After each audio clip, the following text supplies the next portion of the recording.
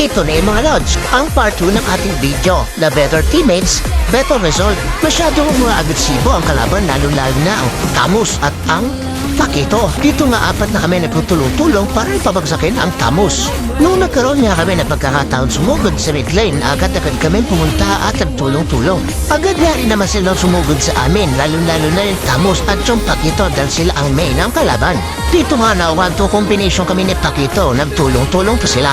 Alam namin hindi namin kakayanin ang pinagsalib na Estes, Pakito at Camus, kaya naman umuro muna kami. Subalit hindi na nakaligtas ang aming core na si Partis at ang aming MP na si Bruno. Bumalik sana ako para tulungan sila, subalit pareho na sila nakadapa sa lupa. Sa tingin ko hindi na nga ako paralagpasin nitong apat at sigurado ako'y patutulogin din. Kaya na nga ako'y tulog.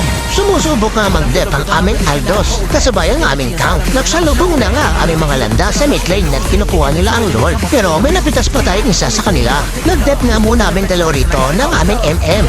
At nung lahat kami ay buhay na, nakakuha kami ng pagkakataon sa mid lane na magkaroon ng flash at napatumba ang isa sa kanilang makunat. Nagtuloy-tuloy na kami dahil nakuha na namin aming momentum. At ayan na nga, ang resulta ng bawat team, nagtutulungan, victory syempre. Muli maraming salamat sa aking mga teammate. Ang gagaling ninyo mga lods. At maraming salamat sa inyong panonood. Hanggang sa muli. Ciao!